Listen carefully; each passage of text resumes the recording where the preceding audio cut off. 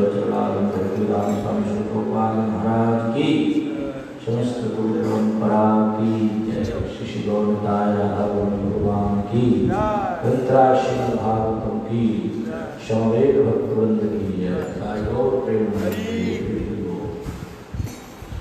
ओम नमो भगवते वासुदेवाय।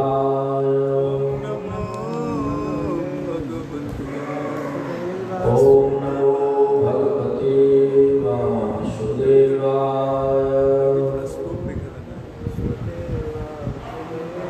ओम नमो भगवते वासुदेवाय। नारायणं नमस्कृत्य नरं चैव नरोत्तमं देवीं सरस्वतीं व्यासं ततो जयमुदीरये। नश्यताय विश्वभद्रेषु नित्यं भागवत सेवया भगवती उत्तमश्लोके भक्तिर्भवति नैष्ठिकी। श्रीमद्भागवतम स्कंद 10 अध्याय 51। अध्याय का शीर्षक है मुचकुंद का उद्धार। श्लोक संख्या 50। बोर्ड पर लिखा हुआ है, वहाँ से आवृत्ति कर सकते हैं। पुरा रथै हेमा परिष्कृतै चरण मतं गजै वा नरदेवो संगीतः सह एव कालेन दुरत्येन ते कलेवरः विटक्रमी भस्म संगीतः। पुरा रथैर्हेम परिष्कृतैश्चरन्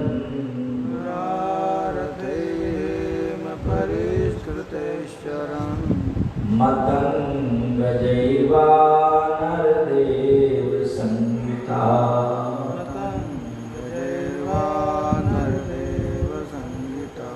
शैव कालेन दुरत्येन ते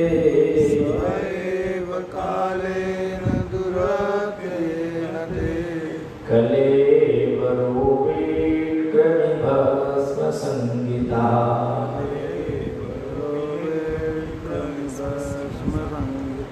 पुरा रथैर्हेम परिष्कृतैश्चरन्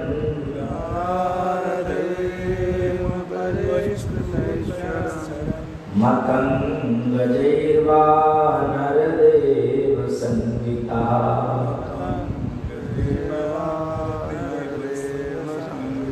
सैव कालेन दुरत्येन ते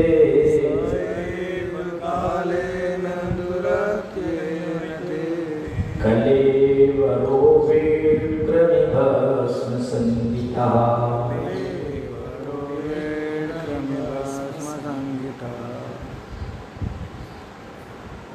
क्या पुरा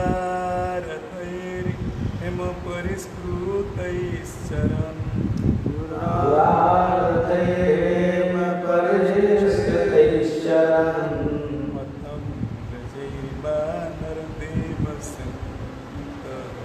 मतं गजैर्वा नरदेव संगीतः।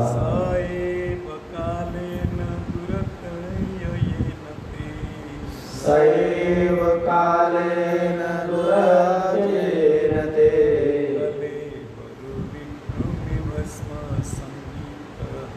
कलेवरो पुरारथैर्हेम परिष्कृतैश्चरन् पुरारथैर्हेम परिष्कृतैश्चरन् मतङ्गजैर्वानरदेव संहितः मतङ्गजैर्वानरदेव संहितः स एव कालेन दुरत्ययेन ते स एव कालेन दुरत्ययेन ते कलेवरो विक्रमिभस्म संहितः कलेवरो विक्रमिभस्म संहितः पुरारथैर्हेम परिष्कृतैश्चरन्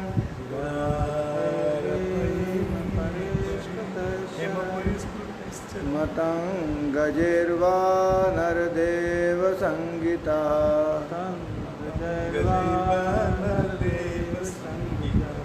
स एव कालेन दुरत्ययेन ते स एव कालेन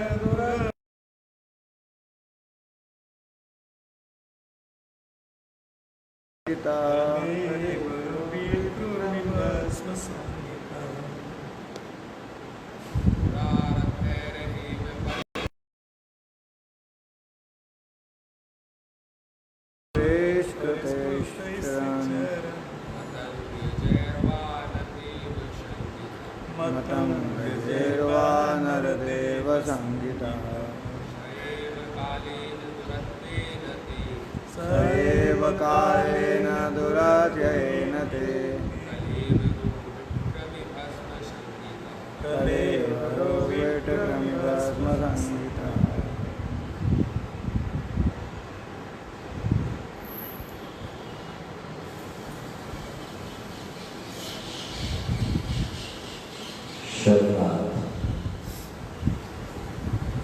पूरा इससे पहले रथों पर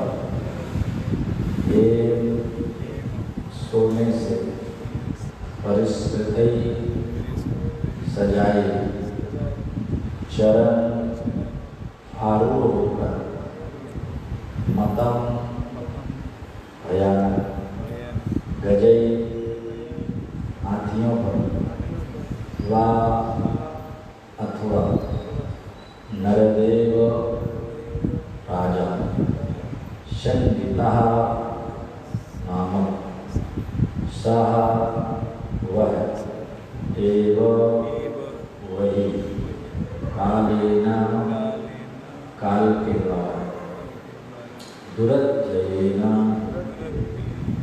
न बच पाने वाले ते तुम्हारा कलेवरा शरीर बिट मल कृमि कीड़े मकोड़े भस्म राख संहिता नाम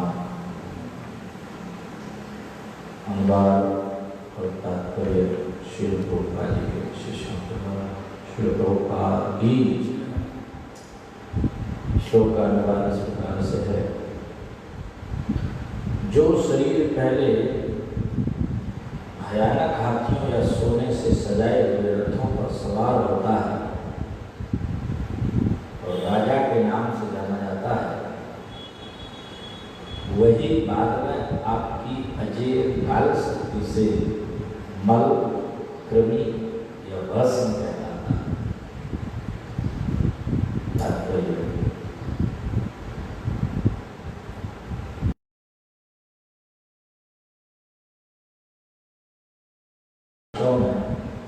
मृत शरीर स्वच्छ ढंग से विषाणुओं का लेप करके ठिकाने लगा दिए जाते हैं।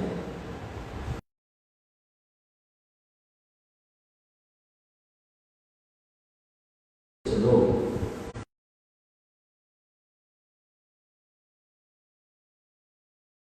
जहाँ कुत्ते तथा सियार उनके शरीरों को खाकर मल में परिणत कर देते हैं। यदि कोई इतना भाग्यशाली होता है कि उसके शरीर को भूमि में दफनाया जाता है तो छोटे छोटे कीड़े मकोड़े उस शरीर को खा जाते हैं। इसी तरह अनेक पार्थिव सब जलाकर भस्मीभूत कर दिए जाते हैं। हर तरह से मृत्यु निश्चित है, परंतु शरीर का भाग्य कभी यशस्वी नहीं है। यही मुझको की कथा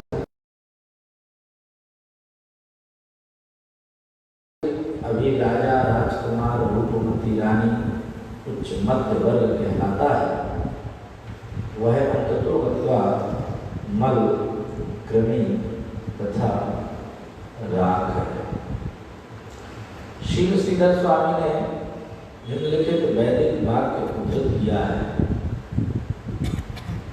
योने सहस्राणि बहूनि गत्वा दुःखेन लब्ध्वापि च मानुषत्वं सुखावहं ये अभजन्ति विश्वं ते वै मनुष्या मुनिशत्रुभूता।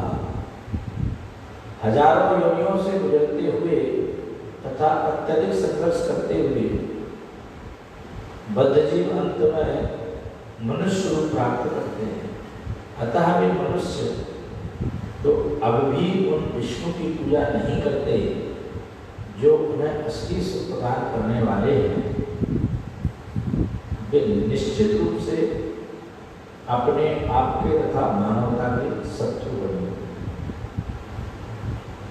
ओम ज्ञानतिमिरन्धस्य ज्ञानाञ्जनशलाकया चक्षुरुन्मीलितं येन तस्मै श्रीगुरवे नमः।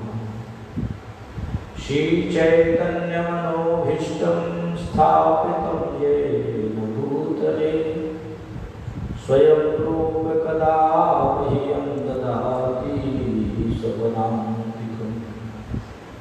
हे कृष्ण करुणा सिन्धो दीनबन्धो जगत्पते गोपेश गोपिका कान्त राधा कान्त नमोस्तुते। तप्त कांचन गौरांगी राधे वृंदावनेश्वरी शुभांशुते देवी प्रणमामि हरिप्रिये। नमो महावदान्याय कृष्ण प्रेम प्रदायते कृष्णाय कृष्ण चैतन्य नामने गौरतुषे नमः। वाञ्छाकल्पतरुभ्यश्च कृपासिन्धुभ्यश्च पतितानां पावनेभ्यो वैष्णवेभ्यो नमो नमः। जय श्री कृष्ण चैतन्य प्रभु नित्यानंद श्री अद्वैत गदाधर शिवासादि गौर भक्तवृंद। हरे कृष्णा कृष्ण कृष्ण हरे हरे हरे राम राम राम हरे हरे।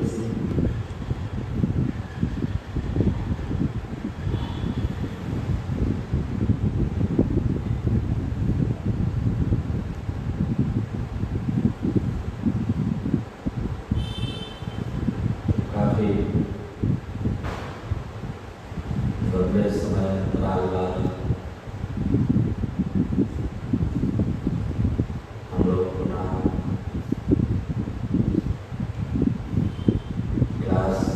भागवतम क्लास प्रारंभ कर रहे हैं, जो कि अभी ऑनलाइन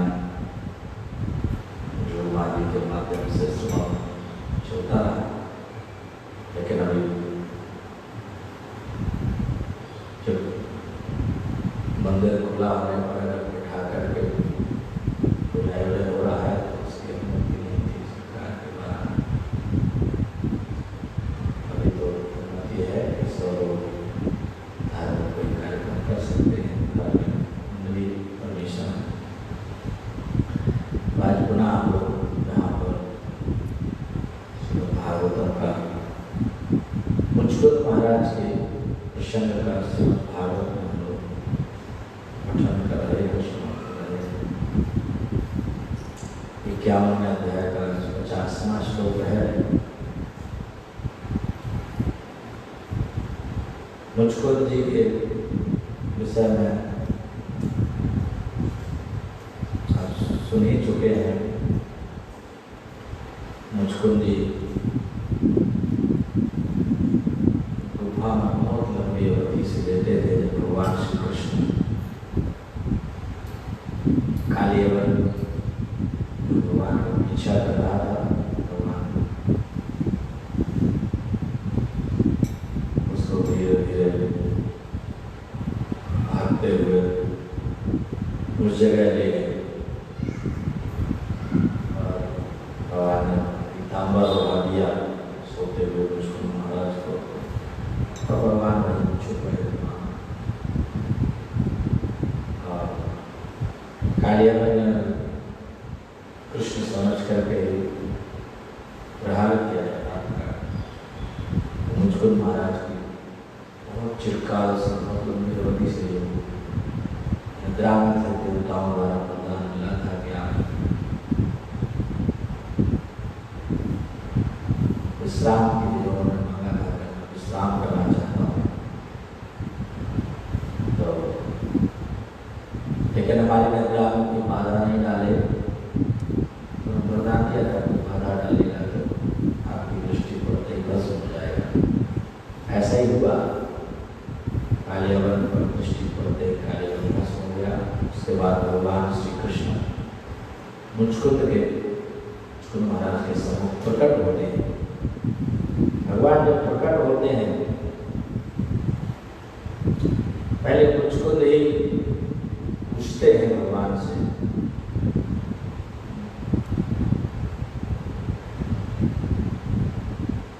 उसके बाद भगवान अपना परिचय देते हैं, बताते हैं। भगवान बोले हैं, भगवान जब बोलते हैं तो कुछ सभी को भगवान के विषय में कुछ जानकारी हो जाती है। अपने प्रयास से जानना भगवान के लिए मुश्किल है, या तो भगवान ने जो बोला है वेद शास्त्रों में उसको यथारूप सुना जाए,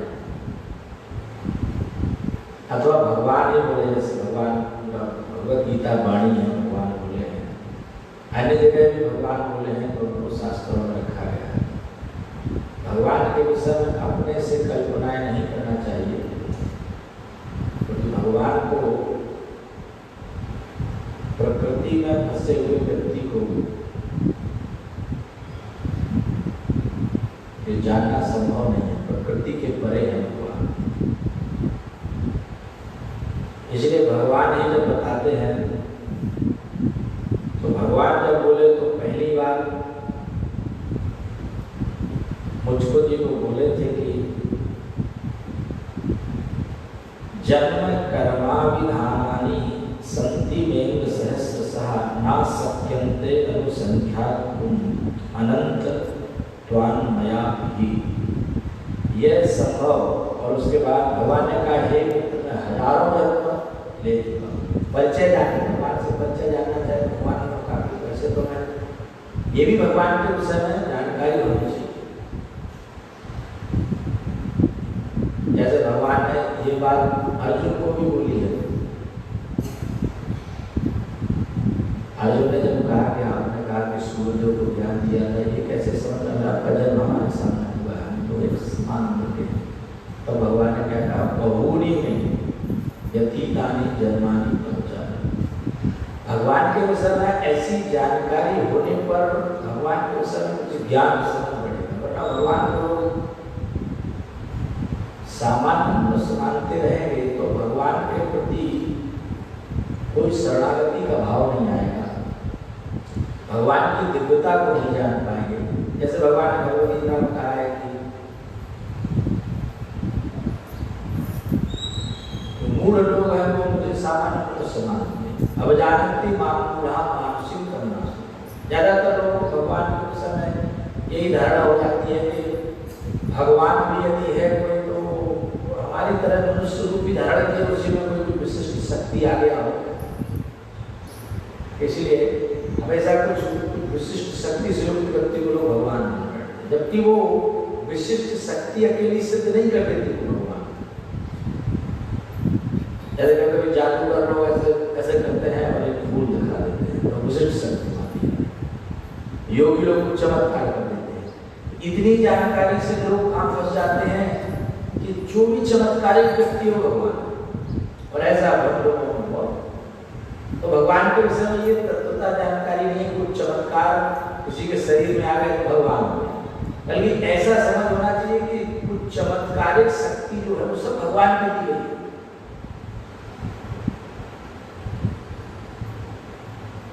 ऐसा समझ होना चाहिए कि अगर किसी में कुछ चमत्कारिक शक्तियां हैं, चाहे वो योगियों में हो, जादूगरों में हो, सामान्य मनुष्य में हो, राजा में हो, ये भगवान ही उस शक्ति का स्रोत है, ऐसा समझ होना चाहिए।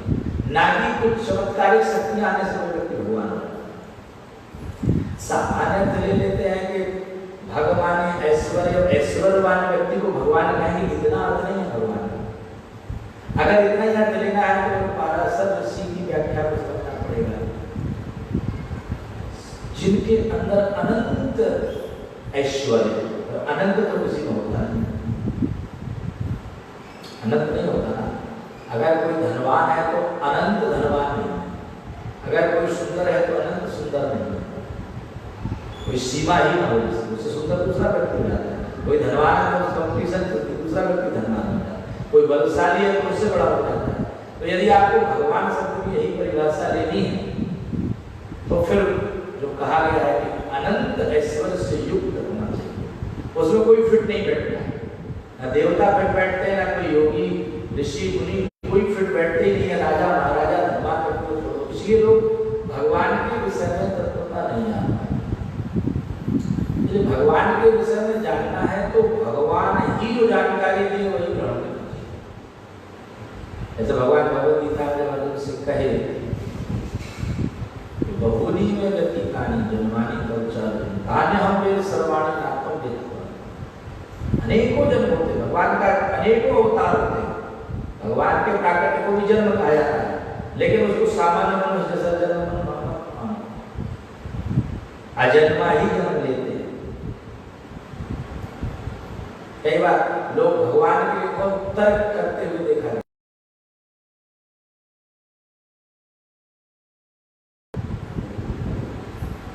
भगवान भगवद गीता में कहते हैं, अजो अपि सन्नत्वे आत्मा भूतानां स्वरूप सन प्रकृति स्वामधिष्ठाय स भगवान नाम पाया। अजन्मा भगवान का जन्म दिव्य प्राकृत है और सामान्य मनुष्य का जन्म, इसीलिए भगवान भगवद गीता में कहते हैं, अजानन्ति मामूढ़ा मानुष्यं परमासुरं परम भावं अजानतो भूत महेश्वर। भगवान के परम भाव को जानना, समस्त जीवों के ईश्वर के रूप में जानना, तब भगवान के सत्य को जानना। तो मुझको तो भगवान ने कहा कि क्वचित रजानसी विममे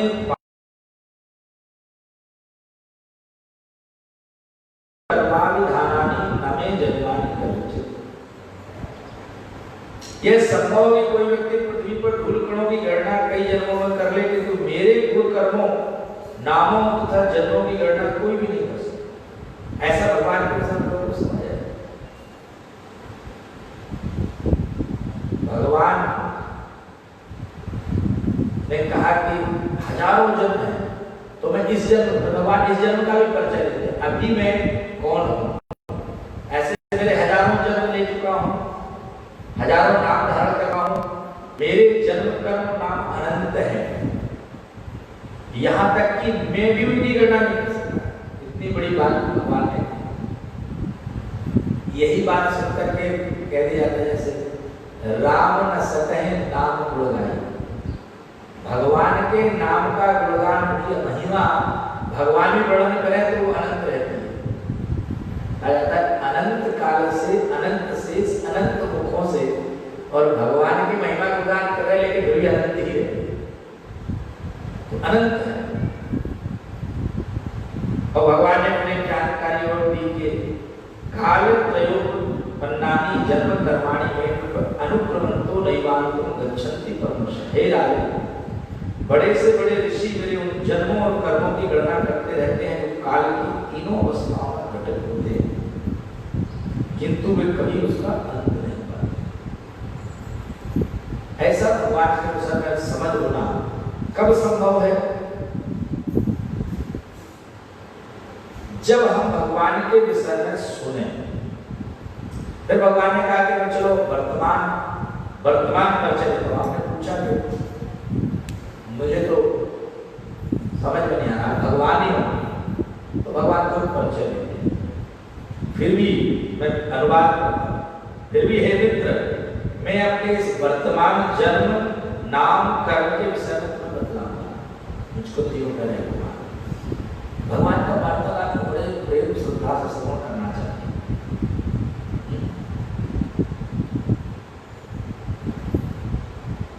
कृपया सुनो, कुछ काल पूर्व ब्रह्मा ने मुझसे धर्म की रक्षा करने और पृथ्वी के भाग स्वरूप पशुओं का संहार करने की प्रार्थना की थी। इस तरह मैंने यदुवंश में आनक दुंदुभी के घर भगवान परिचय देते हैं। अभी का जो अवतार है मैं वसुदेव को आनक दुंदुभी लिखा जाता है, जिनके जन्म लेने पर आनक होते घोड़ों गाड़े देवताओं ने बजाए थे ऊपर आकाश स्वर्ग से, क्योंकि उनको सत्य बात अपने वचन के पक्के थे।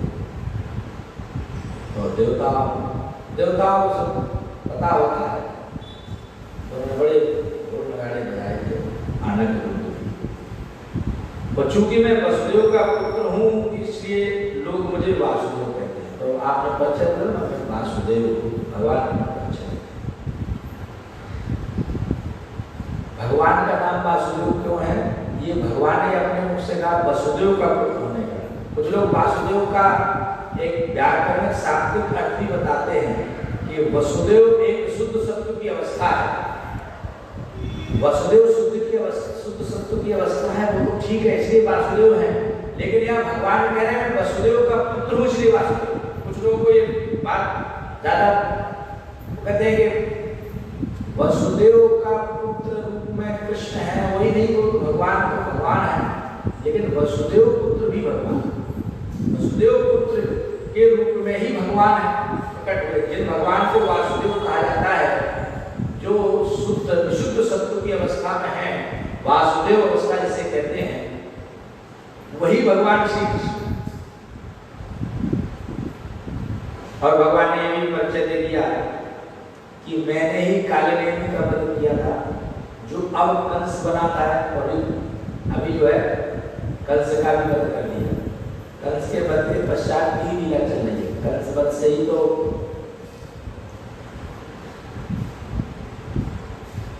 जरासंध क्यों नाराज हुआ? क्योंकि जरासंध की पुत्रियां कंस की बहुएं थे, कंस की पुत्रियां थी, तो नाराज हो गया कि मैं बदला लूंगा। कृष्ण से बैर इसलिए बढ़ गया।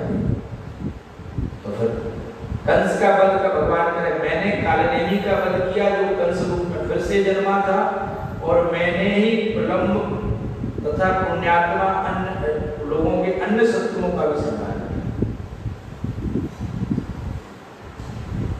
और अब हे राजा, यह बर्बर तुम्हारी तीक्ष्ण चित्तवन से जलकर बस।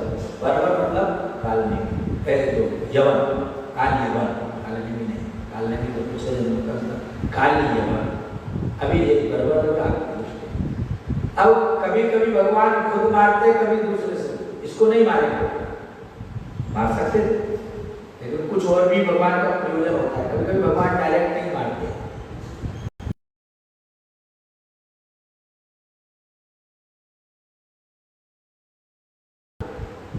उसके पीछे भी प्रयोजन था, भगवान नहीं मारे तो उसको अपने भक्त से, भीम से मारे।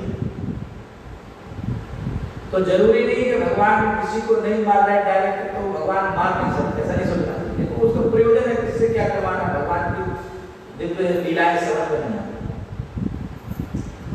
अब भगवान कहते हैं कि चूंकि भूतकाल में तुमने मुझसे बार-बार प्रार्थना की थी, इसलिए मैं स्वयं तुम पर अनुग्रह दर्शाने के इस गुफा में आया हूँ, क्योंकि मैं अपने भक्तों के प्रति वत्सल हूँ। अब प्रयोजन देखो, कोई कह सकता है कि केवल कालियवन को मरवाने के लिए भगवान आप वहां तक ले गए, नहीं।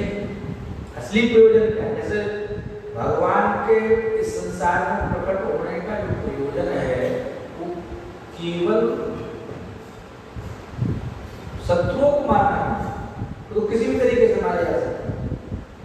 कोरोना वायरस से भी मारे जा सकते कोई भी प्राकृतिक आपदा से मारे जा सकते हैं, लेकिन भगवान का प्रयोजन अलग है। उसी प्रयोजन में भगवान किसी असुर को मार देते हैं तो विनाशाय से दुष्कृताम भगवान का साइड बिजनेस है, मेन बिजनेस है अपने भक्तों को पोषण करना। भगवान ने इस श्लोक में कह दिया कि मैं क्या हूं, भक्त वत्सला। और आपने बहुत प्रार्थना की थी कि मुझे भगवान कभी, तो मैं आज आपके लिए ही आया।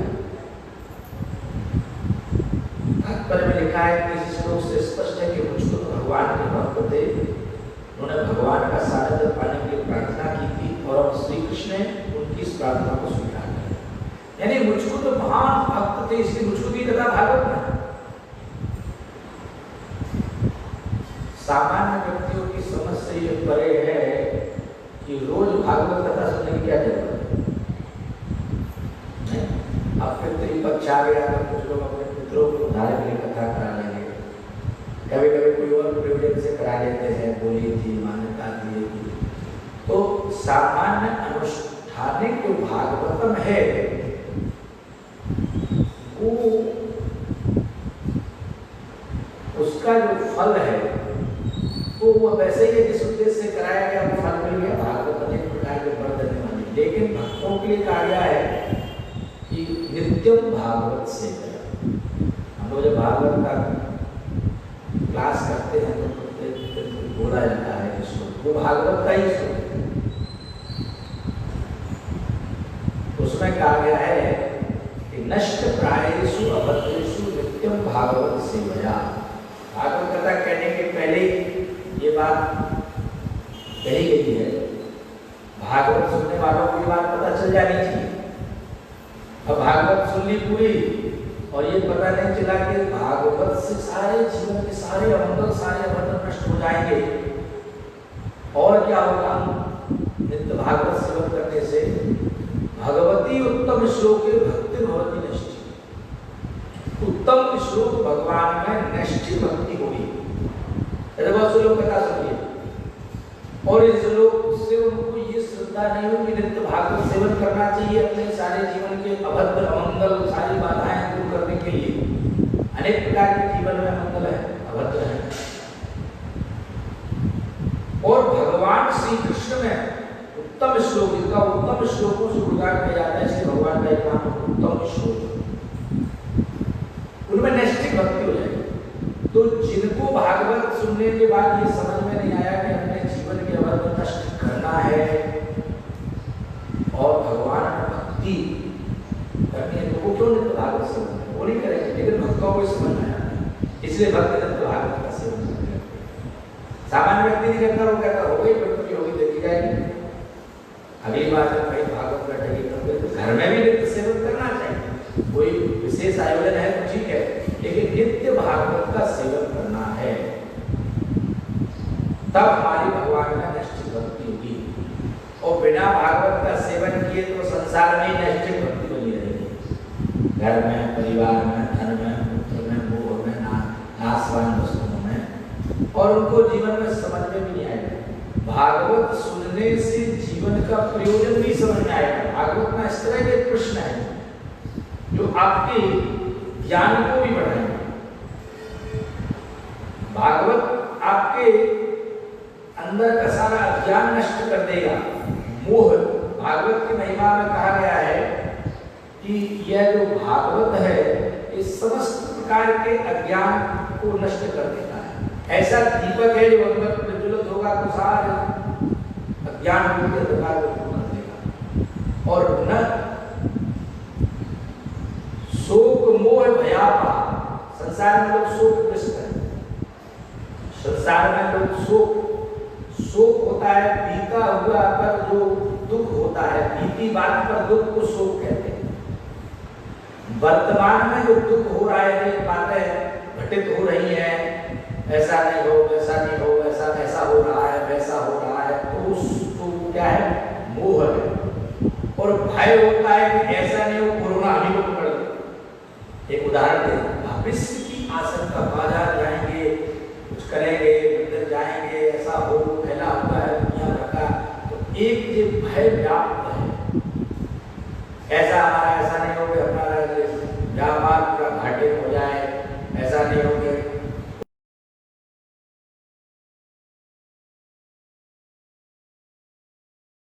तीन प्रकार के शोक मोह भय संज्ञा दी गई है, तीनों दुख है। केवल समझाने के लिए बीती बात पर दुख हो रहा है तो शोक है, वर्तमान की अवस्था का मोह है और भविष्य की आशंका भय है। और भागवत में कहा गया तीनों चीजों को भागवत नष्ट करते हैं। तो लोगों को अगर भय से, शोक से, मोह से मुक्त होना है तो क्या करना चाहिए? भागवत पढ़ना चाहिए। इस वाली मौसम वैक्सीन बने ना बने, इस वैक्सीन को पकड़ना चाहिए।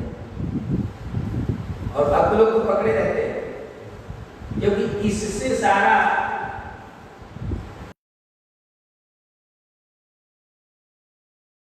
ज्ञान भी नष्ट होगा, समझ आएगी तो भगवान की शरण है। कोई कहेगा भागवत हमारे दुख को कैसे दूर कर देगा? सामान्य व्यक्ति के लिए बहुत कठिन है।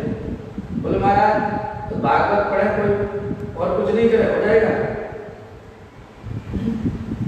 भागवत पढ़ने से हो जाएगा?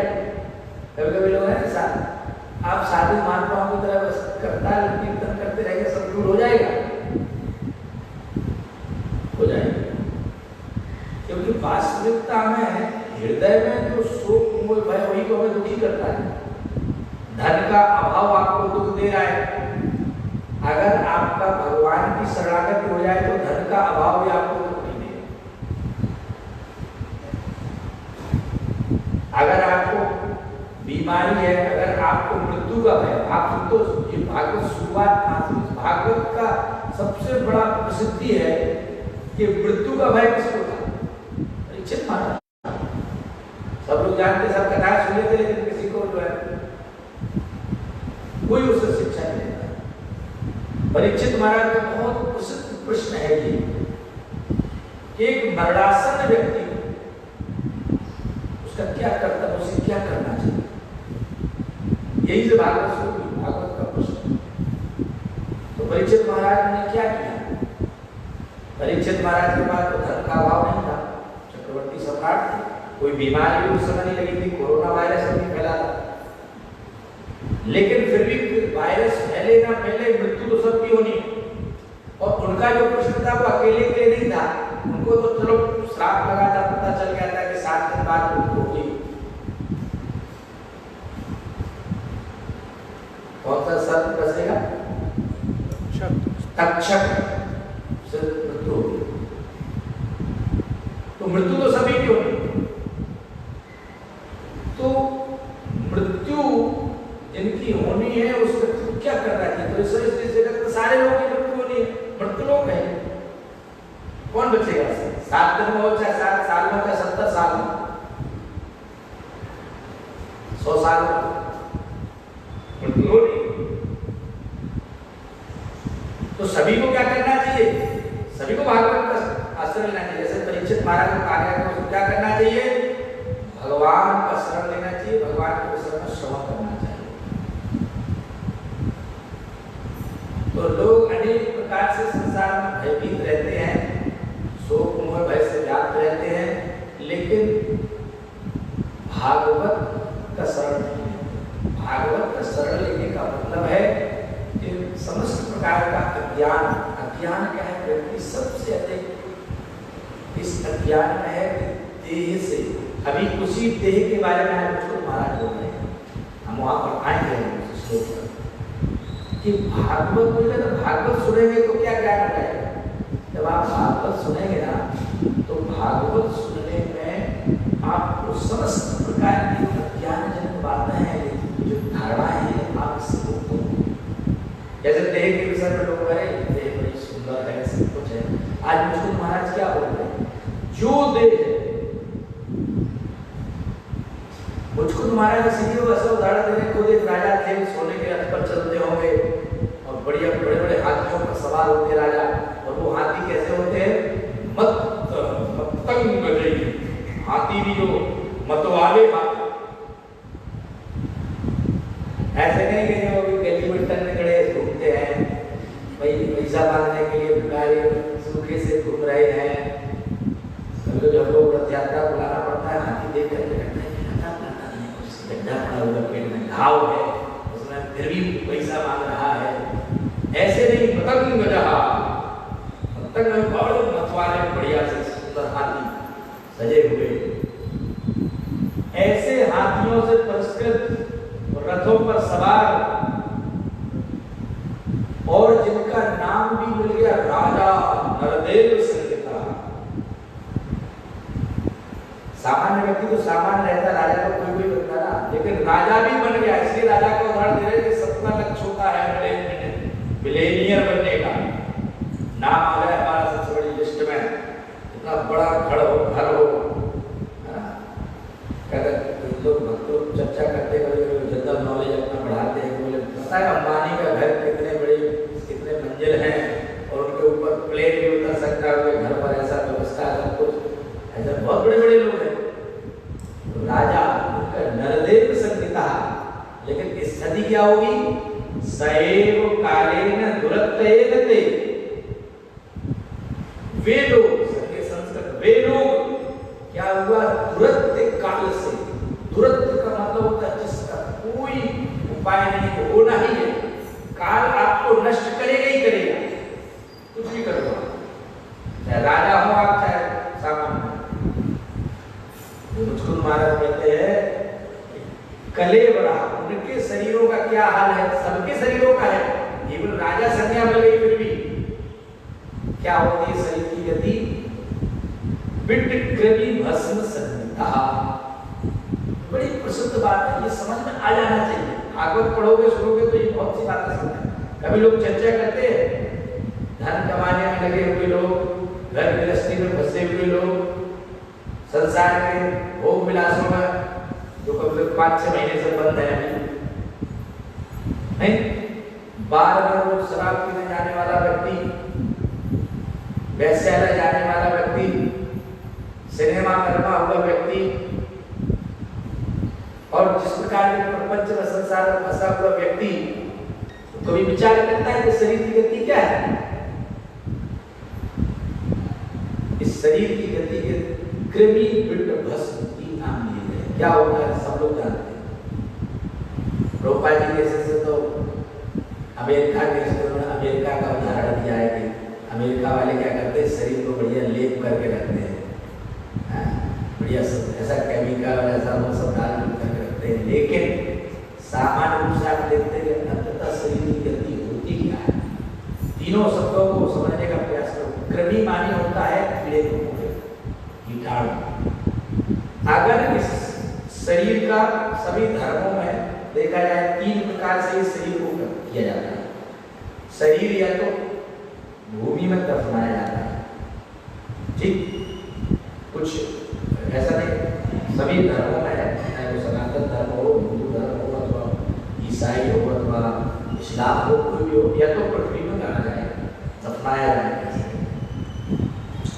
अथवा इसको जल में कभी कभी फेंक दिया जाता है, तो जल में मछली आदि खाएंगे, कछुए खाएंगे, वो खाएंगे। और एक होता है अग्नि में जला दिया जाता है। अग्नि में जलने के बाद शरीर क्या बनेगा? भस्म बनेगा, राख, छोटी सी राख बन जाती है। इतना बड़ा शरीर चाहे इतना हो, लेकिन आधा 1 किलो राख बड़े हो जाता है। और अगर पशु पक्षियों ने खाया, जैसे रूपाई से उदाहरण दिया कि मान लीजिए कोई जंगल में मर गया, अब उसका उदाहरण संस्कार कौन करने जा रहा है, कौन धूप में दफनाने जा रहा है, तो जल्दी जाकर खा गए तो क्या बना? मल बनाएंगे। मल को विट कहते हैं, विष्ठा, विष्ठा, मल बन गया। यही शरीर खाया, मल बन गया, तो कृमि बना। कृमि बनता है भूमि में दफनाने पर, विट बनता है इसलिए खा लेने पर उसका विष्ठा बन जाता है, मल बन जाता है, और जलाने पर भस्म बन जाता है। तो इसी शरीर को जो रथों पर सवार है, यही शरीर जो बड़े बड़े सबसे महंगी कारों में घूमता है, अपने पर्सनल, कभी कभी एरोप्लेन, आजकल के लोगों को किसको, जैसे राजा लोग बढ़िया से बढ़िया हाथी पर सोने के बड़े रथ पर घूमते थे, तो आजकल जो VIP गाड़ियां हैं, अपने एरोप्लेन है, अपना जो है तो यही माना जाए। लेकिन अंततः सबके शरीर की गति क्या होनी है? क्रमीघट भस्म संहिता। अब जो भागवत सुनेगा उसको अपने शरीर की गति का पता सबका यही होगा, तो नहीं सुनना चाहते। और सुन करके तुमने भागवत सुनी तो ये समझा था, विचार किया था, यानी शरीर की सबकी गति यही होती है। तो इसीलिए मुझकुंद महाराज से भगवान कहे कि आप वरदान मांग लीजिए। हम उसी पर आते हैं, भगवान की वार्तालाप सुनिए मुझकुंद महाराज से। भगवान ने जब कहा कि चूंकि आपने मुझे चाहते थे, आपने प्रार्थना की थी, इसलिए मैं आप तुम पर अनुग्रह दर्शाने के लिए गुफा में आया। यानी भगवान का प्रयोजन मुझकुंद पर अनुग्रह करना था। भगवान चाहते तो काली को बुला के मारते थे, नहीं मार सकते, लेकिन उन्होंने कहा कि मुझकुंद पर कृपा करेंगे और उनकी नींद भी इसी से खुलवाएंगे तो जल के भस्म हो जाएगा। एक पर दो काम हो गए। जैसे गोपियां जो है दूध दही बेचने जाती हैं, तो एक ब्रज में कहावत है कि गोरस बेचे हरि मिले एक पर दो काम। एक तो अपना गोरस भी डूब जाएगा और हरि के दर्शन भी हो गए। एक पर दो काम गोरस भी गया। ऐसे व्यक्ति को वास्तव में यही अपने जीवन में लेना चाहिए कि अपना जीवन भी निर्वाण हो जाए और भगवान ऐसा कार्य करना चाहिए। भक्ति भी हो भगवान की, जीवन का प्रयोजन सिद्ध हो और अपना जीवन निर्वाण हो जाए। इस तरह से भक्तों को करना चाहिए। और भगवान भी ऐसे करते हैं, भक्त पर कृपा। भगवान ने स्वर्ग का भक्त वत्सला, अहम भक्त वत्सला। भगवान के बारे में प्रसिद्ध है, भगवान भक्त वत्सला। और भगवान का ये देखो, कुंद के पास पैदल चल के भगवान रथ पे भी नहीं आए, घोड़े पे भी नहीं आए, दौड़ दौड़ के भाग कर आए। इससे बढ़कर भी वत्सलता और क्या हो सकता है। तो भगवान अपने भक्त को दर्शन देने के लिए, कृपा करने के लिए, भगवान ने केवल इतने अनुग्रह है, बहुत बड़ा अनुग्रह है भगवान का। भगवान का प्रयोजन इस संसार में आने पर अनेक प्रकार से लगाया जाता है। जैसे भगवान ने भगवद गीता में सामान्य व्यक्तियों के लिए ऐसे धर्म की स्थापना करने के लिए भगवान ने, धर्म की स्थापना तो वेद शास्त्र पढ़ने से आचार्यों के द्वारा हो जाएगी, नहीं हो जाएगी, भगवान को बताने की जरूरत है। भगवान फिर भी कहते हैं कि जब ऐसा कभी कभी होता है कि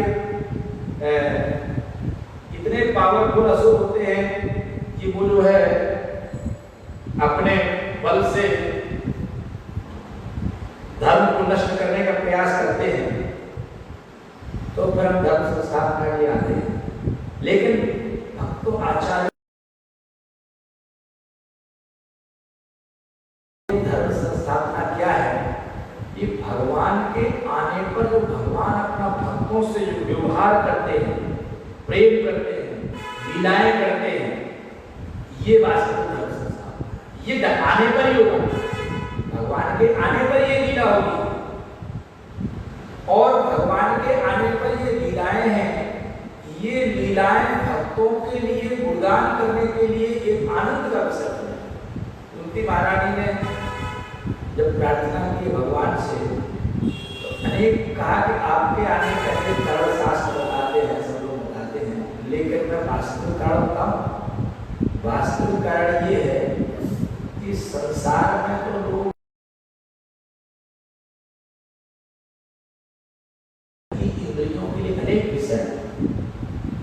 आंखों को देखने के लिए सिनेमा है, सांसारिक सुंदर स्त्रियां हैं, सुंदर संसार की चीजें हैं, आंखें उसमें लगाई जाती हैं, आंखें रूप देख करके खुश रहती हैं।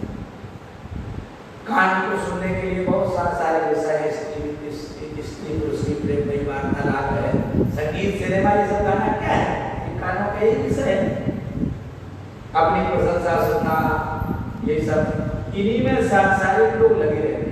सांसारिक लोग अपनी इंद्रियों के लिए बहुत से विषय बनाए हैं, रूप, रस, गंध, शब्द, स्पर्श, तो 5 इंद्रियां, 5 विषय होती हैं। उनके खाने पीने के लिए बहुत चीजें हैं। रेस्टोरेंट, होटल में देखो तो भीड़ लगी रहती है, क्या क्या खाते रहते हैं, क्या करते हैं, जीवा को पुष्ट करते रहते हैं।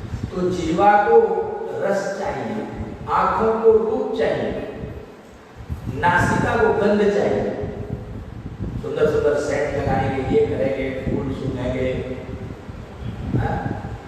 तो इनको क्या क्या हो गया, गंध हो गई, नाक को गंध चाहिए। और संसार में भोगता क्या है, धन किसके लिए कमाता है, इधर लगा रहता है, रूप रस गंध और शब्द, कान शब्द सुनते हैं, और स्पर्श है, स्त्री पुरुष का संग है, काम जीवन है, मैथुन जीवन है, ये क्या है, स्पर्श है, इसी में लगा है। संसार में ये 4-5 काम करने के लिए, इंद्रियों का विषय भोग करने के लिए जीवन, और कुछ नहीं, इसका और कोई प्रयोजन नहीं। तो कहते हैं कि जो भक्त हैं उन्हें ये जानकारी हो जाती है। भगवद गीता में भगवान कहते हैं ये ही संस्पर्श जहाँ होगा दुख योनय एवते आद्यंतवन्तः कौन्तेय न ते सुरमते बुधा।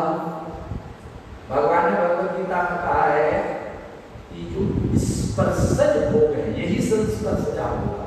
हमने अभी बताया आपको ये भोग है, रूप रस गंध शब्द स्पर्श क्या है, संस्पर्शन भोग है। जब इंद्रिय विषयों का संपर्क हो उसे संस्पर्शन भोग कहते हैं। इन्हीं के लिए भगवान ने कहा है, और भक्तों को क्या कहा है, इसके लिए मना किया है। भगवान का ज्ञान देने का प्रयोजन है, जो भगवान की बात नहीं मानता वो भक्त है ही नहीं। वो तिलक मारे चाहे कट्टी पहने चाहे जो कुछ करे, बात मानना बहुत आवश्यक है, क्योंकि भगवान की आज्ञा से ही तिलक कट्टी पहनी जाती है, भगवान की आज्ञा से ही तिलक लगाया जाता है, भगवान की आज्ञा से ही सब कुछ होता है। यानी कट्टी पहनना भी भगवान की आज्ञा है, तिलक लगाना भी भगवान की आज्ञा है, उसके बाद और भी कुछ भगवान। अब कोई तिलक लगाए, कट्टी पहने और उसके बाद भी संस्पर्शन भोग करे तो आपने आधी बात मानी, भगवान की आधी नहीं मानी। तो लोग कहेंगे दिखावे के लिए तिलक लगाए, समझ गए, तिलक लगाए घूम रहे, लेकिन खूब चाट चटनी मसाला खूब चल रहा है ना। जहाँ देखो तो शादियों में स्टॉल की ओर दौड़ते रहते हैं, चप खाने के। उस समय गीता का श्लोक याद नहीं आता, यही संस्पर्श जहाँ होगा जीवाने लालसा हेतु धाय शिष्ण उदर परायण कृष्ण नहीं पाए। याद नहीं आता, भक्त लोग कहते हैं प्रसाद खाएगा, कुछ वक्त तो तुलसी दल डाल के निकालते, गाड़ डाल के खाएंगे। लेकिन याद करना यही संस्पर्श आप होगा, भोग है ये। क्या करेंगे इसको सुनो, क्या कहते भगवान, दुख योनया एवते। वे सब क्या है, दुख योनिया है। योनि से जन्म होता है, माँ की योनि से ही ना जन्म होता है, गर्भ में रहते हैं तो योनि से निकलते हैं। तो योना के कारण, तो ये दुख के कारण है। संसार में लोग कहते हैं कि दुखी क्यों है व्यक्ति, इस पर विचार करो। क्योंकि दुख के कारण हमारे कर्म है, दुख के कारण हमारी विचारधारा है, दुख के कारण हमारी सोच है। यही संस्पर्शन भोगों में लिप्त होना, भगवान ने भगवद गीता में यही संस्पर्श जहाँ होगा दुख योनया एवते, ये दुख के कारण है। तो जब हम भगवद गीता सुनेंगे तो भगवान के सुख पर विचार नहीं करेंगे। भक्त बनने के लिए भगवान की वाणी सुनना और उसको पालन करना आवश्यक है। तो भगवद गीता भागवत सुनने पर व्यक्ति भगवान की भक्ति करेगा तो शरणागत होगा, और शरणागत होगा तो संस्पर्शज भोग और इन सब दुखों से दूर होगा, मुक्त होगा। कोई कह रहा भगवद गीता भागवत पढ़ने से, भगवद गीता भागवत पढ़ने से हरिनाम जप करने से भी कैसे होगा? भगवद गीता भागवत पढ़ने से हरिनाम जप करने से चेतना शुद्ध होगी, कृष्ण भावना होगी, भगवान से संबंध जानेगा आपका, शरीर की भावना में लिप्त नहीं रहेगा। इसको प्रभुपाद जी कहते हैं बॉडली कॉन्शियसनेस ऑफ लाइफ, जीवन की जो देह धारणा है, देह को ही सब कुछ मानना है। भगवद गीता भागवत पढ़ेंगे तो आप आत्मा के रूप में अपना परिचय जानेंगे। संसार के लोग आत्मा के रूप में तो बुढ़ेपन पे भी आत्मा में विश्वास नहीं कर पाते, वृद्धावस्था में होगी। और भगवद गीता पढ़ते ही आत्मा में विश्वास होना चाहिए। भगवान भगवद गीता शुरू करते ही अर्जुन को कहते हैं कि अर्जुन देहनवस्मि यथा देहे कौमारम यौवनम जरा, सबसे पहले आत्मा के रूप में ही समझ आना चाहिए। और जैसे ही आत्मा के रूप में समझ आएगी तब भक्ति का शुभारंभ होगा। देह की धारणा में भक्ति नहीं होगी, देह की धारणा में संसार की भक्ति होगी, पितृ भक्ति होगी, समाज की भक्ति होगी, राष्ट्र की भक्ति होगी, लेकिन देह धारणा में होना चाहिए। देह की धारणा से मुक्त होगा, अर्जुन क्या अपने राष्ट्र के लिए नहीं लड़ रहा है, राज्य के लिए लड़ रहा है, लेकिन देह धारण भगवान कहते नहीं, आत्मा आत्मा। तो जब तक व्यक्ति इस मोह से मुक्त नहीं हुआ, वो कहते हैं अज्ञान को भ्रम, तो सारा संसार को है। जब देह की धारणा में सारा संसार को, इससे कैसे मुक्त होगा? इससे मुक्त होने वाला भक्ति करता है, इससे मुक्त होने वाला भगवत गीता पढ़ता है, इससे मुक्त होने वाला भागवत पढ़ता है, इससे मुक्त होने वाला है नाम जप करता है, इससे मुक्त होने वाला भक्ति करता है। और लोग संसार को कहते हाँ गीता भागवत रामायण पढ़ने से सारा संसार सुखी हो जाए, होगा नहीं तो बस कृमि बट भस्म वाला हिसाब है, उसमें तो सबको जाना ही है। परीक्षित महाराज ने जैसे भागवत सुना श्रवण किया तो महारानी कुंती कहती है कि आपका प्रयोजन वास्तविकता में भक्तों के लिए, क्योंकि जब आप अवतार लेंगे और ये लीलाएं करेंगे तो भक्तों के लिए वो लीलाएं खूब बढ़िया से स्मरण करने के लिए, चिंतन करने के लिए, गाने के लिए। श्रवन्ति गायन्ति गृह्णन्ति साधवः, साधु लोग भगवान की लीलाओं का श्रवण करते हैं, गायन करते हैं। श्रवन्ति गायन्ति गृह्णन्ति साधवः, साधु किसे माना जाएगा? साधु वाले तिलक मारकर कंठी मारकर घूमने वाले को नहीं माना जाएगा। साधु माना जाएगा तो भगवान की लीला कथाओं को श्रवण करता है, गृणन मानी गायन होता है। यदि इस समय बोला जा रहा है गृणन है, गायन है, एक गुनगुनाना भी है। गायंती और गृणंती में थोड़ा अंतर है। ये गायन हो रहा है, सुखदेव गोस्वामी गायन करते हैं, कथा कहने वाला, प्रवचन करने वाला गायन करता है, लेकिन कोई सुनने वाला ना मिले किसके सामने गायन तो गुनगुना। श्रवन्ति गायन्ति गृह्णन्ति साधवः, और गृह्णन्ति करना चाहिए। गृह्णन्ति जानते कैसे? एक तो होता है कि स्टेज पे गाना है और एक बाथरूम में भी गाते रहते हैं, ठंडे ठंडे पानी से बाथरूम में भी लोग गाते रहते हैं, कढ़ाई में झाड़ू लगाते हैं तो गाते रहते हैं, तो जिसको गृह्णन कहते हैं। सेवा करते हुए भी गुनगुना रहे, गा रहे हैं तो गृह्णन कहते हैं। अभी लोग महामंत्र आता है तो महामंत्र गाते रहते हैं, और कुछ लोगों को भागवत के श्लोक आते हैं, भागवत के श्लोक गाते रहते हैं, जो गीता के श्लोक आते हैं गीता के श्लोक गाते रहते हैं। तो ये गृह्णन है, इसमें भगवान के प्रति चेतना रहेगी। भगवान के प्रति जो चेतना रहेगी वही कृष्ण भावना है। भगवान से संबंध जुड़ जाएगा तो इस शरीर की नाशवान जो देह बार बार धड़ करना पड़ता है, बार बार इस देह के कारण दुख भोगने पड़ते हैं। संसार में अनेक प्रकार के दुख है, इनकी गिनती करना बहुत कठिन काम है। बहुत प्रकार के दुख हैं, कोई तन दुखी, कोई मन दुखी, कोई धन रात नाश, घोड़े घोड़े सब दुखी। सुखी कृष्ण, बड़े बड़े आदमी भी दुखी हैं, बड़े बड़े आदमी दुखी हैं, धनवान भी दुखी है। यहाँ कोई तन से दुखी है, बोले सब कुछ है लेकिन क्या करे, शरीर साथ नहीं दे रहा है, तो कैसे आप सुखी होंगे? इस संसार में सुख का प्रयोजन मुझको महाराज कहते हैं, जैसे भगवान ने कहा हे राजर्षि अब मुझसे कुछ वर ले लो, मैं तुम्हारी समस्त इच्छाएं पूरी कर दूंगा। जो मुझे प्रसन्न कर लेता है उसे फिर कभी शोक नहीं होगा। देखिए भगवान सामने खड़े, ऐसे नहीं प्रसन्न आएंगे भागवत में कि भगवान करे वरदान मांगो। प्रहलाद महाराज ने लिखा था वरदान मांगो। अच्छा भगवान अपनी इज्जत बचाने के लिए जैसे कहते हैं, भगवान कभी कहते हैं कि मेरा नाम भक्तों ने वरदान रखा है और मैं वर के लिए कहूँ नहीं तो लोग कहेंगे देखो भगवान ने बेचारा इतना मेहनत किया, इतना जो है तपस्या किया, इतनी भक्ति किया और उससे पूछा नहीं भगवान को चाहिए, तो भगवान अपना कर्तव्य करते हैं। और वहीं पर शुद्ध भक्त कहते हैं कि प्रभु मुझे कुछ नहीं चाहिए। प्रहलाद महाराज ने कहा कि कुछ नहीं चाहिए। प्रहलाद महाराज ने तो भगवान को एक कमेंट भी कर दिया, ये कह दिया कि भगवान में इसके लिए भक्ति नहीं कर रहा था, और ये भी कह दिया कि इस तरह की भक्ति तो बढ़िया टाइप की भक्ति है, सावई बड़े। प्रहलाद महाराज ने कहा वो तो बड़े कहे जो आपकी भक्ति इसलिए करता है कि उनको संसार में वरदान चाहिए। भगवान ने प्रसन्न, भगवान को ये कमेंट बुरा नहीं लगा कि मान लो जैसे कोई कहेगा आप मुझे बढ़िया समझ रहे थे, ऐसा कोई कह दे तो भगवान कहते नहीं। प्रहलाद आपकी इस भावना को जगत जाने कि मेरे शुद्ध भक्तों को कोई वरदान नहीं चाहिए, इसीलिए मैंने वरदान का और भरता भगवान का स्वभाव है, जब भी जिसके सामने जाते नाम की इज्जत बचानी है कि बलराज एक बहुत बड़े कवि हुए हैं और भक्त भी हुए बड़े प्रसिद्ध ब्रज में। उनका नाम उनका निक नेम बिंदु बिंदु लगाते थे, बिंदु नाम तो उनका चला गया, बड़े प्रसिद्ध हुए। तो उन्होंने भजन गाया, उसको भगवान से कहते हैं कि मैं सबसे बड़ा पापी हूं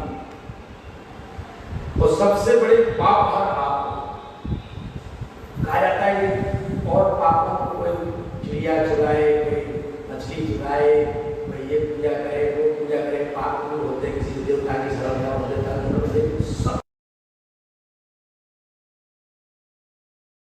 सब ले लो और तुम्हारे समस्त पापों को दूंगा।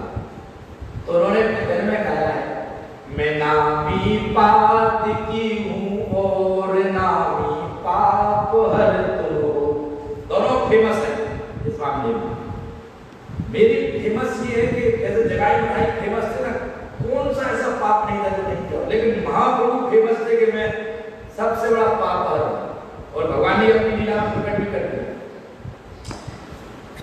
चित्रगुप्त भी कहते हैं कि एक बार मूर्छित हो गए, कथा कहते हैं कि जगाई बनाई के पापों की इतनी बड़ी लिस्ट थी कि चित्रगुप्त भी कहते सब पाप नष्ट चेतन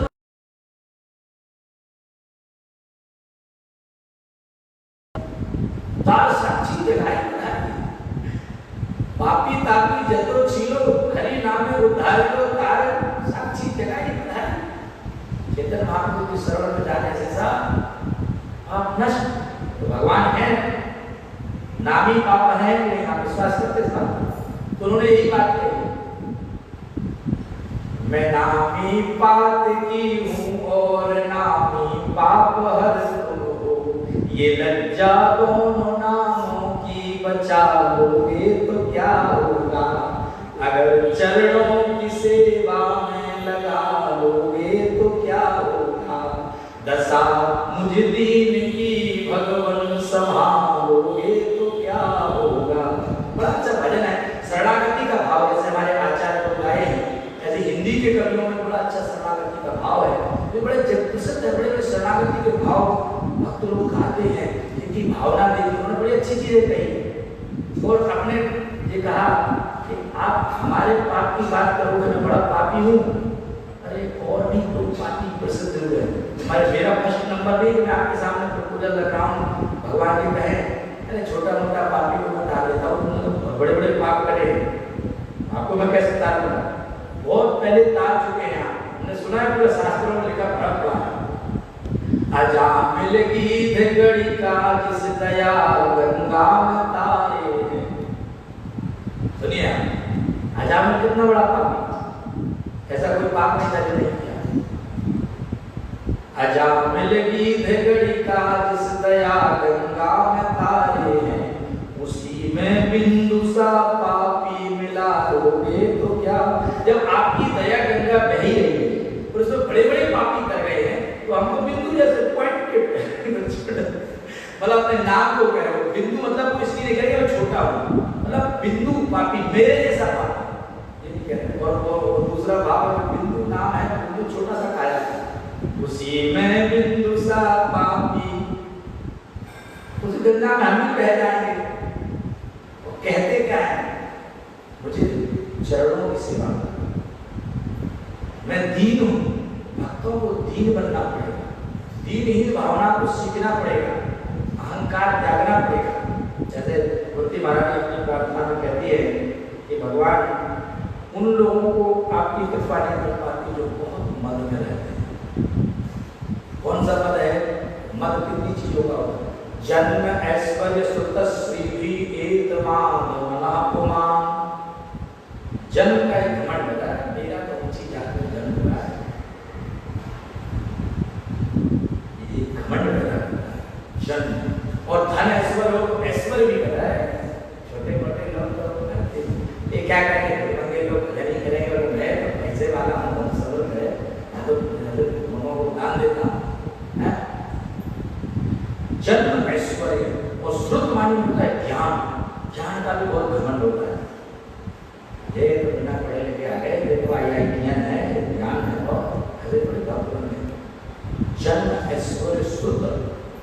श्रीधि धन संपदा एकमाद महात्मान नैवा अर्हत अभिधातुम त्वाम अकेचन।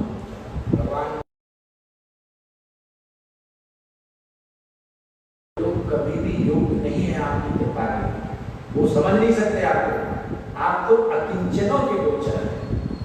अकिंचन का मतलब होता है संसार में कितनी भी अपने पास योग्यताएं हों और फिर भी व्यक्ति ये माने कि कुछ काम की नहीं है, केवल भगवान की भक्ति और शरणागति यही असली धन है।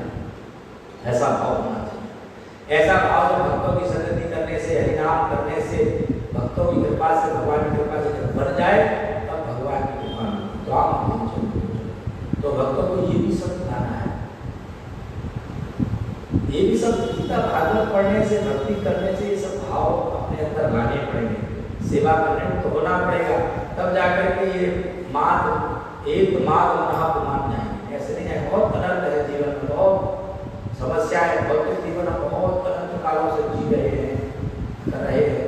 इतनी जैसे सोना बहुत समय से कचड़े में दबा हो ना तो वो दिखते ही नहीं वो सोना है, पता ही नहीं चलता है मिट्टी कचरा ऊपर है। और जब उसको गलाया जाता है, अग्नि में तपाया जाता है, तब जाकर उसका निखार आता है। हम लोगों के ऊपर भी जन्म जन्मांतरों की बहुत विषयों को भोगने की, घमंड में रहने की बहुत काई है। जब तक ये जाएगी नहीं तब तक हम शुद्ध रूप में नहीं आकर भगवान की शरण, शुद्ध चेतना में भगवान की शरण नहीं जा सकती है। शुद्ध चेतना हुए बिना भगवान के शरणागत होना बहुत कठिन काम। इसलिए पहले कहा गया भगवान के नाम को जप करो, भगवत कथा श्रवण करो, भक्तों की सेवा करो, भक्ति का अनुष्ठान करो और शुद्ध भावना होगी तो शरणागति बढ़ेगी। शरणागति भी ऐसे कहने से नहीं हो जाएगी, शरणागति आएगी अंदर। शरणागति के भाव से समर्पण करना पड़ेगा भगवान को, तब जाकर के शरणागति का भाव आएगा। तो मुझकुंद महाराज पूर्ण शरणागत है। भगवान ने कहा मेरे द्वारा वरदान देने पर कभी नहीं मांगना पड़ता। तो सुखदेव गोस्वामी कहते हैं कि जब ऐसा सुना तो मुझकुंद महाराज ने स्मरण किया, वो गर्ग मुनि ने मुझे ये बात बताया था कि तुमको भगवान के दर्शन होंगे। स्मरण करते हुए सुखदेव गोस्वामी ने कहा, यह सुनकर मुझकुंद ने भगवान को प्रणाम किया और गर्ग मुनि के वचनों का स्मरण करते हुए उसने कृष्ण को भगवान नारायण रूप में हर्ष अनुभव किया। अभी तक तो लग रहा था कोई इतनी चमक पड़ी गुफा में, इतनी गहरी अंधकार की गुफा में, तो इतना प्रकाशमान हो गया, कौन व्यक्ति है, कोई सूर्य आ गया, कौन आ गया, डायरेक्ट सूर्य ही प्रवेश कर गया। तो अब समझ गए भगवान युगल राजा ने उनसे इस प्रकार कहा। अब मुझको महाराज की स्तुति शुरू होती है, तो 45वें श्लोक से शुरू आज हम लोगों ने 50वां श्लोक पढ़ा है। तो मैं चाहता हूँ 4 श्लोक याद कर लेगा। भक्तों की जो प्रार्थनाएं हैं ये भागवत का क्या कहते हैं हृदय मूल है। भक्तों की प्रार्थनाओं से ज्ञान बढ़ता है, भक्ति आती है, शरणागति जीवन, सैकड़ों भक्तों की प्रार्थनाएं भागवत में, ये हमारा ज्ञान बढ़ाती है। तो मुझकुंद महाराज ने सबसे पहले क्या कहा, श्री मुझकुंद वाच विमोहितोयं जन ईश मायया पदीयया त्वां न भजतन सुखाय दुःख प्रभवेषु सज्जते ग्रहेषु योषित पुरुषश्च वंचिता। केवल अनुवाद पढ़िए, व्याख्या नहीं करेंगे, व्याख्या में जाओ बहुत टाइम लग जाता है। केवल देखिए क्या क्या कहा मुझकुंद महाराज ने, उनके चारों श्लोकों को याद कर लीजिए। 5वां पाठ हम लोग सुन रहे हैं। श्री मुझकुंद ने कहा, हे प्रभु, इस जगत के सभी स्त्री पुरुष आपकी माया शक्ति के द्वारा मोहित हैं। देखिए मुझकुंद महाराज राजा चारों वर्षों तो सो रहे, विश्राम कर रहे हैं। हम लोग तो अगर विश्राम ज्यादा कोई करे, कोई भजन करे और कुछ ना करे तो क्या कर रहे हो, ऐसे संसार में प्रोग्रेस हो जाएगी, ऐसे देश विकसित हो जाएगा, वो हो जाएगा नहीं हो जाएगा।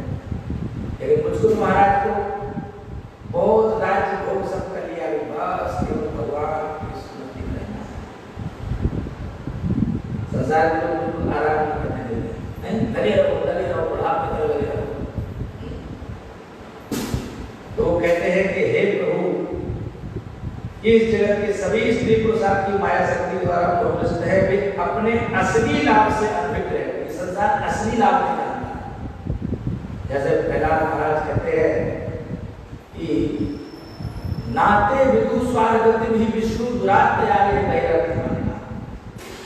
बाहर की चीजों को अपना जीवन का प्रयोजन मानते हैं, धन आ जाए, वो आ जाए, वो आ जाए, संसार में सुख आ जाए, शरीर में सुख आ जाए, ये भैरव है।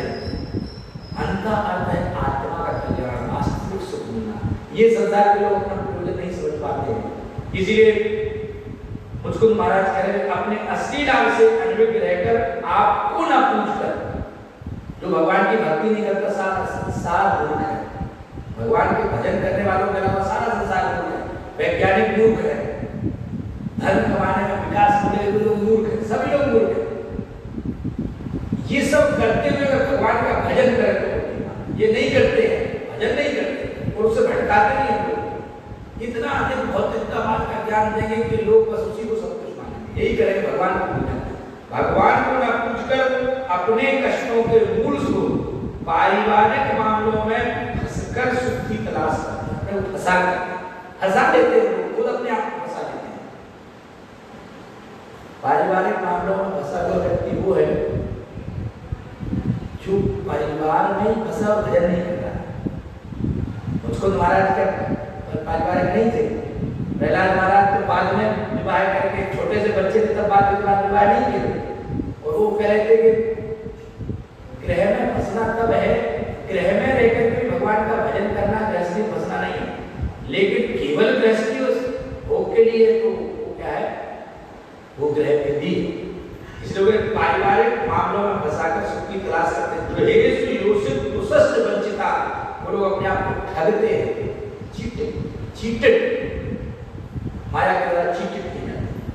अगला है तद्वाजो दुर्लभ मंत्र मांसम कथंचन व्यंगम अयत्नतो नघ पादारविंदम भजंत सन्मत ग्रहान कूपे पतितो यथा। बड़ी ध्यान में बात है, भक्तों को समझने का बहुत जरूरी है। उस मनुष्य का मन अशुद्ध होता है जो अत्यंत दुर्लभ एवं अत्यंत विकसित मनुष्य जीवन के ये कारण स्वतः प्राप्त होने पर भी आपके चरण कमलों की पूजा नहीं करता। ऐसा व्यक्ति अंधे कुएं में गिरे हुए पशु के समान भौतिक घरबार रूपी अंधकार में ग्रहबंध रूप प्रहलाद महाराज की बात याद करो। प्रहलाद महाराज कहते हैं ग्रहबंध रूप अपने पिताजी को कहते हैं। उन्होंने पूछा सबसे बढ़िया बात क्या है, उन्होंने कहा कि सबसे बढ़िया बात ये है कि अपना सब संसार के प्रयोजनों को छोड़ करके व्यक्ति घर गृहस्थी का झंझट छोड़ करके हरि की शरण में वरम करो या हरिमान से भगवान की शरण लेना चाहिए। ममई से कालोजित निष्फलो गते राज्य श्रियोन वृद्ध मदस्य भूपते मध्यात्म बुद्धे सुधारण सुभी उसो आसज्जमानस दुरंत चित्तया। हे मैंने पृथ्वी के राजा के रूप में अपने राज्य और वैभव के मद में अधिकारिक उन्मत्त होकर सारा समय गंवा दिया। मर्द शरीर को आत्मा मानते हुए तथा संतानों पत्नियों खजाना तथा भूमि में आसक्त होकर मैं अनंत चिंता किया। अब कोई प्रधान नहीं है,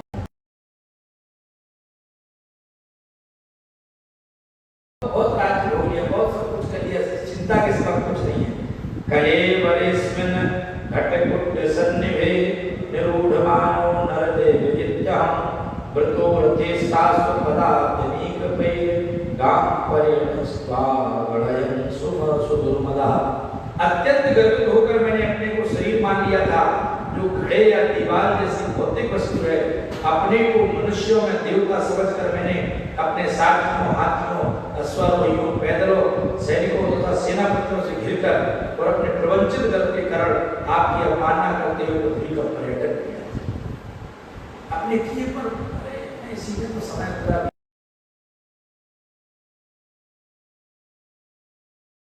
जहाँ लड़ा को जिता लिया। ये सब इसी भ्रम में रहा। संसार में मैं तो इतना बड़ा हूँ, ये हूँ, इस बात को मुझको महाराज बोल रहे हैं, लोग उसी में फंसे रहते हैं। अब 49 का श्लोक प्रमत्त उच्चैर चिंतया प्रवृद्ध लोभम विषय सुलालसम त्वम अप्रमत्ता सहसा विपद्यसे चुल्ले ध्यानो हरिवामुखंतका। करणीय के विचारों में लीन, ये करना है, ये करना है, ये करना है। अत्यंत लोभी तथा इंद्रिय भोग से प्रसन्न रहने वाले मनुष्य की सदा सतर्क रहने वाले आपसे अचानक मुठभेड़ हो गई। ये बहुत बढ़िया उदाहरण है जो मुझको महाराज बाढ़ दे रहे हैं, ध्यान से सुनिए। जैसे भूखा सांप चूहे के आगे अपने विषैले दांतों को चाटता है, उसी तरह आप उसके समक्ष मृत्यु के रूप में पड़ रहे हैं। संसार में लगा रहता है। इसको कहता है प्रमत्त उच्चई इति कृत्य चिंता। सदा चिंता है, ये नहीं करेंगे, वो नहीं करेंगे तो पैसा कैसे आएगा, ये कैसे होगा, वो कैसे होगा, ये कैसे होगा। ये ठीक उदाहरण है। चूहा दिन में तो थोड़ा हल्का मचता है, तो थोड़ा शांत रहता है, मालिक झाड़ू वाड़ू लेकर ना जाए, डंडा लेकर के। तो रात को तो सब सो जाते हैं, तो रात लगा ही रहता है। तो इतने मिलकर क्यों बनाता है चूहा? और होता क्या है आपको मालूम है? उस चूहे को सांप दूर से बैठा देखता रहता है और वो अपने दांत खटखटाता रहता है लप से। और इसके लिए मुझको महाराज कह रहे हैं कि ये सांप कोई और नहीं है, आप ही काल रूप में आदमी को मृत्यु प्राप्त करा देंगे। सबको भगवान बोलते हैं। सब लोग जैसे संसार को कहते हैं ना, अरे महाराज मरने के बाद सबको भगवान बोलते हैं। हाँ बिल्कुल सब बोलेंगे, ले लो तुम कोई वाले भगवान को।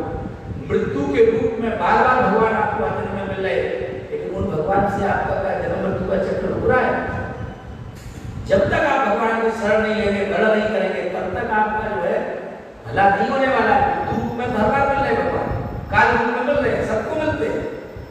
और वो चूहा को जैसे सांप पकड़ लेता है, उसी तरह आप उसके समक्ष मृत्यु के रूप में प्रकट होते हैं, चाटता रहता है। जैसे बस ये सुना उसे सांप कहता है कब चूहा मेरी पकड़ में है। ऐसे संसार में लगे रहते भजन नहीं करते भगवान का, धन कमाने के लगे रहते 80-85 साल की आयु में लोग कहते हैं एक पाँव उनको कबर में लटको है, फिर भी इनको धन की लालसा, फिर भी संसार की बात करें, फिर भजन नहीं करते, वृंदावन नहीं जाते। घर के लोगों को समझाया भजन करो, तो जाकर के पार्क में गप्पे मारेंगे, दिन भर अखबार पढ़ेंगे, भागवत नहीं पढ़ेंगे। अखबार को लोग ऐसे पढ़ते, एक वृद्ध व्यक्ति को मैंने देखा था कि उसकी आंखों से दिखाई नहीं देता था, तो मोटा लेंस ऐसे बनाकर सोचो अखबार पढ़ने की कितनी लालसा है वृद्धावस्था में। क्या करोगे जाना 10-15 मिनट पलट लिया, क्या है क्या नहीं होगा, क्या होने वाला है, वैक्सीन आ रही नहीं आ रही, चाइना से कल होगा कि परसों होगा, 2-4 चीजें देख ली, बाकी वो सब कल के बाद ही समाचार होते ना। अब 1 घंटे तक तुम अखबार ही चाटते रहो, 2 घंटे तक एक चीज पढ़ो, मैं एडवर्टाइज इतना भागवत पढ़ लो 1 घंटे, मतलब 1 घंटे रोज भागवत क्लास सुनते सरसरी निकाल से देख लिया। अगर नहीं मानता है तो कोई जरूरत नहीं है, कुछ कोटि के भक्त तो ये सब देखती नहीं है, कोई जरूरत नहीं है। लेकिन कोई भक्तों का मन नहीं मानता, इतना अधिक भागवत नहीं पढ़ी, आधा घंटा 1 घंटा अखबार पढ़ा 2 घंटा। बहुत से लोग जब तक वो 2 घंटा अखबार ना पढ़ रहे तब तक उनका जो पेट ही साफ नहीं होता। पहले बैठती, उसके बाद अखबार, उसके बाद जाकर के लोग जाते हैं बैठने में। ये बड़ा अजीब होता है, लेकिन इसको कहा जाता है कि इस तरह के कार्यों में वो लोग काफी लगे रहते हैं। भगवान को समझने और कीर्तन करना चाहिए। अब बाकी के आगे की बात मुझको महाराज जी कहेंगे, उसको हम लोग आगे समझ करेंगे, इसको समाप्त करेंगे। ग्रंथराज श्रीमद् भागवतम की जय, श्री श्री गौरताय भगवान की जय, श्री श्री